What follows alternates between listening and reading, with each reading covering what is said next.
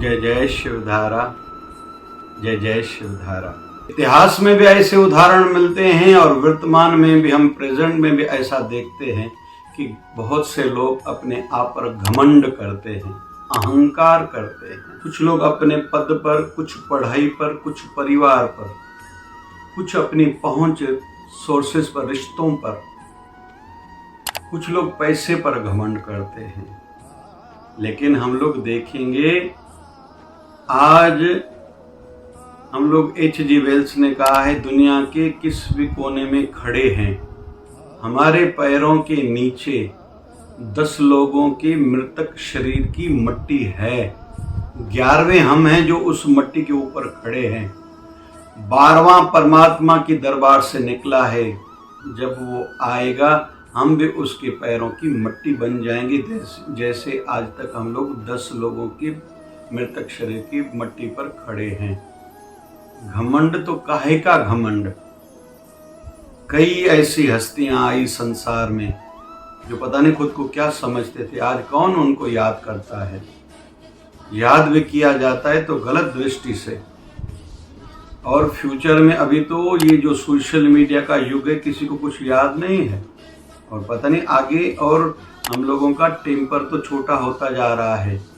अभी status mobile का भी 30 सेकंड का बनता है, बस छोटे में थोड़े में बताओ, बड़ी हिस्ट्री कोई बाद में, पता नहीं आगे आने वाले युग में कोई कुछ पढ़ पाएगा, कुछ याद कर पाएगा, ऐसा मेमोरी पावर पे स्ट्रांग रहेगा या नहीं। हाँ, जिन्होंने कुछ करा है नम्रता भाव से, उनको याद किया जाएगा।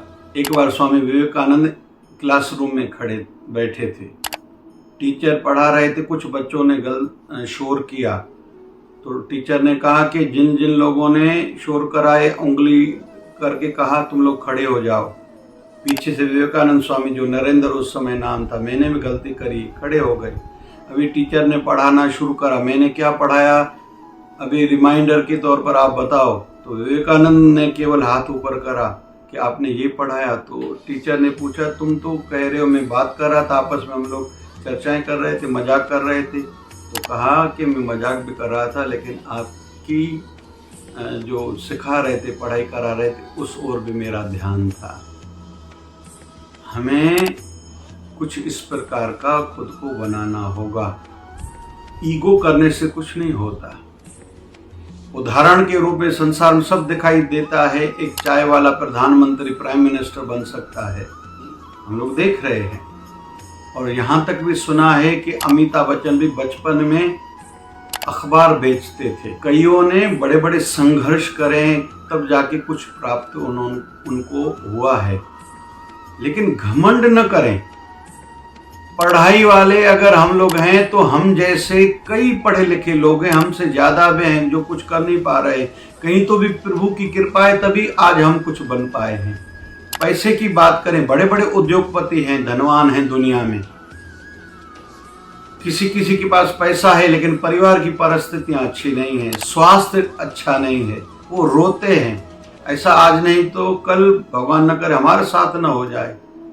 परिवार की क्या बातें करें, कई कई अच्छे परिवारों में भी बुरे मानसिकता वाले बच्चे हम लोग देखते हैं। शराब पीता है, कोई जुआ खेलता है, कोई इंटरेस्ट अच्छाई सच्चाई में नहीं है उनका, भले संत परिवार क्यों ना हो। ऐसे उदाहरण देखते हैं हम लोग। मंत्रियों के बच्चे हों, बाकी तो सब धनवानों के बच्चे, कुछ भी नहीं है वो। अहंकार नहीं। और एक नहीं तो कहते, वैसे जीवन तो 4 दिन का है, एक दिन जन्म का, एक दिन मरने का, एक दिन आज का, बाकी कल का एक दिन। उस अनुसार आप समय का सदुपयोग करते चलो, किसी की काम आओ, अजर अमर रहोगे।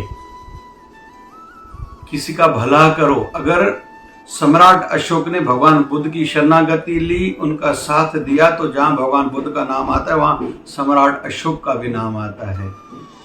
लोग तो कई मिले थे उनके साथ, लेकिन कहीं तो भी विशेष स्थान एक सम्राट अशोक जी का है। घमंड इस बात पर न करें। और सम्राट अशोक के जीवन में भी हम लोग देखते हैं, जब वो सम्राट बने थे तो उनको उनके कर्मचारियों ने कहा, आप आज्ञा दो, स्तंभ पर, जिसको अशोक स्तंभ कहते हैं, हमें नाम लिखना है। तो कहा कि मुझे दिखाओ कहाँ स्तंभ। दिखाया गया तो पूरे के पूरा चारों ओर से नामों से भरा पड़ा था। तो उन्होंने कहा कहाँ लिखोगे? बोले एक न एक किसी का नाम काटेंगे, वहां आपका लिखेंगे। बोले फिर जो मेरे बाद जो सम्राट बनेगा, फिर बोले आपका काट के उनका लिखेंगे। इसका अर्थ ये है आपसे कई पहले सम्राट आए थे, आपके बाद में ऐसे सम्राट आएंगे, आप कोई नए नहीं हो। वैसे ही घमंड काहे का? पैसे से डायबिटीज की गोलियां ली जा सकती है, इंसुलिन इंजेक्शन ली जा सकती है, डायबिटीज को ठीक नहीं किया जा सकता। पढ़ाई के माध्यम से हम लोग ब्लड प्रेशर को ठीक नहीं कर सकते। केवल घर के झगड़े पढ़े लिखे लोगों के घरों में नहीं है, ऐसी बात नहीं है। परिवार बड़ा है तो क्या हुआ, उनके ही जीवन में हम लोग देखते हैं कि पता नहीं क्या क्या बातें दिखाई देती हैं। इसलिए अहंकार नहीं करें, सदुपयोग करें, खुद को ऊपर उठाएं, सुखी रहें, दूसरों को सुखी करें, खुद की खुशियां बढ़ाएं, दूसरों को भी खुश रखने का प्रयास करें, ऊपर उठाएं, गिराएं नहीं। पढ़ाई के माध्यम से अहंकार में ना आए, क्योंकि सुख में ये देखा जाता है दो बातें आती है, अहंकार और विकार। सक्सेस रेट जब भी आई दो बातें, अहंकार भी गिराता है, विकार भी, बुराइयां भी गिराती है। बुरी लत लग गई, बड़े बड़े डॉक्टर हैं, वकील हैं, जज, रात को शराब पीते हैं, जुआ खाने में जाते, पता नहीं क्या क्या सुनते हैं। इसलिए सदुपयोग करें, खुद भी खुश रहें, दूसरों को भी खुश रखें। हम लोग शिवधारा नेत्रालय में हर महीने की 20 तारीख को निःशुल्क आंखों के ऑपरेशन करते हैं। हमारे गुरुदेव 1008 सदगुरु स्वामी शिव भजन जी महाराज की मासिक तिथि पर आश्रम में, पूज्य शिवधारा आश्रम में हर महीने की 20 तारीख को ज़रूरतमंदों को अनाज, किराना, दवाइयाँ, सब्जियाँ वितरित करते हैं। अच्छा लगता है। आने वाली 4 जून को और आने वाली 17 सितंबर को 2023 की बात है, शिवधारा की आश्रम की ओर से विकलांगों के लिए शिविर आयोजित की गई है। ऐसी बातें सुनते हैं, अच्छा लगता है। कुछ भी रिसोर्सेज हैं उसका सदुपयोग करेंगे तभी हम धन्य आज भी और भविष्य में भी बन सकते हैं। खुद के लिए भी एक विशेष हम लोग बन सकते हैं, समाज के लिए, परिवार के लिए हम विशेष बन पाएंगे और सदुपयोग होगा तो जीवन के अंत में कम से कम संतुष्ट होकर संसार से विदाई लेंगे। जय जय शिवधारा, जय जय शिवधारा। प्यारा प्यारा